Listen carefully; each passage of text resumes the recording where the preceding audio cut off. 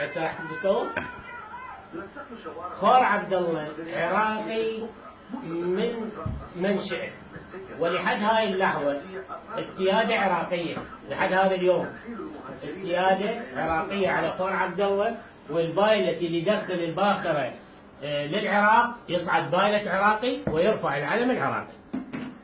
الكويت بعد الغزو الصدامي أخذت قرار جائر اللي هو 833 في 1993. هذا القرار اللي أخذته الكويت لأول مرة بتاريخ حياته مجلس الأمن يرسم به حدود، لأن مو اختصاص مجلس الأمن ترسيم حدود. ولذلك الكويت طبعا أعضاء اللجان ورئيس اللجنة انسحبوا آنذاك، يقولون هذا جائر بحق العراق.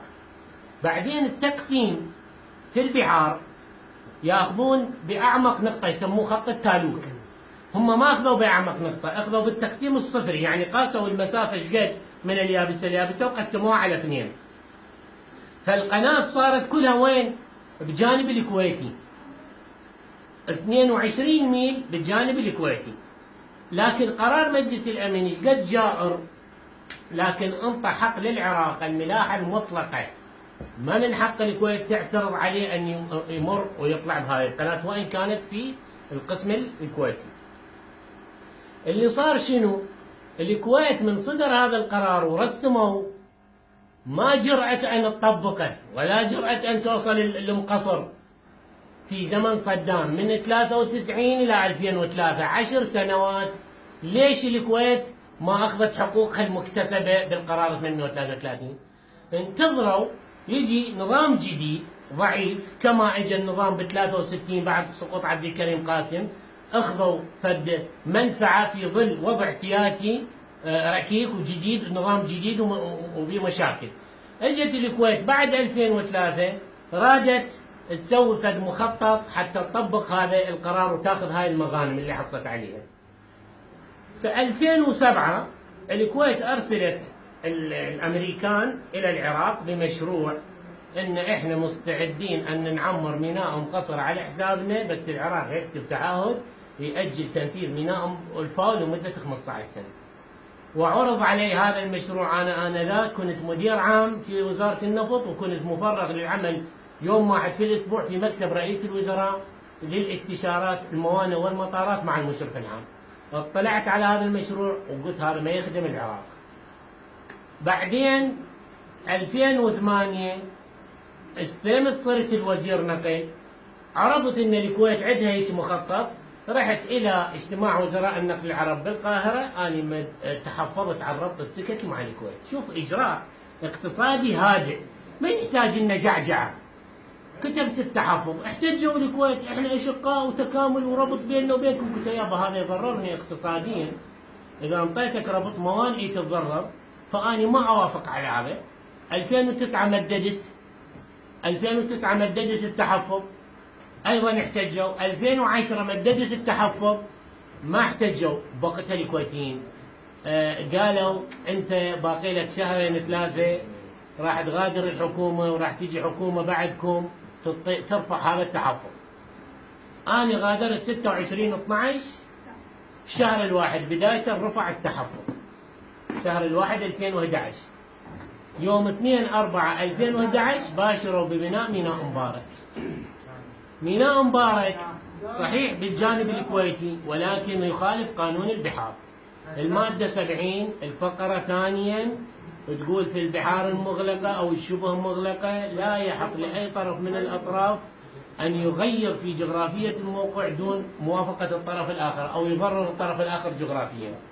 فإحنا موقع، إحنا ما محتاجين على الكويت تبني ميناء في بوبيان، لكن محتاجين على الموقع لأن اختير في أضيق منطقة موجودة، وهذه المنطقة احنا محتاجين عليها. وهذا أول خرق الحكومة الحالية، يعني النظام السابق تنازل عن مزارع صفوان وقرار 833، يتحمل النظام السابق قرار 833.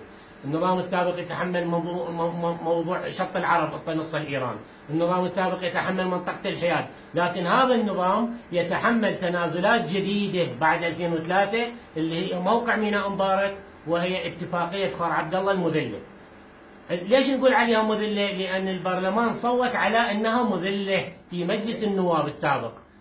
النائب جواد البدروني قال هاي اتفاقية مذلة، اعترض نائب قال هاي لازم يشطب كلمة مذلة اللي راح تنزل بالمحضر. صوتوا ترفع مذلة لو تبقى؟ صوتوا نعم تبقى. قبلون بهاي الاتفاقية؟ نعم نقبل. شوف المستوى، هاي الاتفاقية الجديدة هو تنازل جديد لا علاقة له بالقرار 833. ليش؟ لأن قرار مجلس الأمن قسم ما قسم كل شو اسمه خور عبد الله، جزء من خور عبد الله قسمه بين العراق والكويت، والجزء الثاني تركه للعراق. فاحنا من اجينا اتفاقيه خور عبد الله قسمت ما بعد الدعامه 162 الى البويه رقم 1. هاي المنطقه كانت حتى مجلس الامن ما قسمها، يعني واخذ منها النصف للعراق. الان هاي المنطقه صارت مناصفه بين العراق والكويت، راح كل باخره تجي يصعد عليها بايلت عراق وبايلت كويتي. علم عراقي بعد ما ينزل ما يصعد على الباخره، يدفع اجور العراق على كل باخره تدخل تاخذ من عنده نسبه الكويت. وصارت القناه مشتركه وهي كانت قناه عراقيه، حتى مجلس الامن ابو 833 ما قسمها. اللي ما قسمها مجلس الامن الحكومه البرلمان اللي بعد 2003 البرلمان بالدوره السابقه صادق على هذه الاتفاقيه. الان مجلس الوزراء صوت على تخصيص مبلغ لاعداد لتاسيس القناه ولترسيمها. زين احنا مو رسموا ب 93، هذا يدلل ان هذا ترسيم جديد على شيء جديد. يعني انت لا تفترق عندك خور عبد الله، اكو خور عبد الله اثنين، خور عبد الله ب 833 لغايه الدعامه 162. خور عبد الله ما بعد 2013 من 62 الى عمق البحر الى البويه رقم 1. هذا خرق جديد العراق تنازل به على الكويت. فالان بدل من ما تصير مشاكل، احنا عندنا اجراءات قانونيه واقتصاديه وقدمناها سابقا ما حد اخذها من عندنا. انا ادعو خلي يرسلون علي، اضع لهم خارطه الطريق اللي احنا نقدر نسترد بها حقوقنا بشكل شلون نقول البيت القانوني، بشكل الرضاء العمل الرضائي، يعني الحكم الرضائي. اذا اتفق الطرفين على شيء بالتفاوض، احنا نقعد نتفاوض مع الجانب الكويتي، عندنا ملفات على الجانب الكويتي والجانب الكويتي عنده ملفات علينا، ويصير ملف تسقيط ملف وبشكل ودي وبدون مشاكل وبدون جعجعه اعلاميه، نقدر نحل هاي المشكله بشكل سلمي وودي. والسلام. احسنت.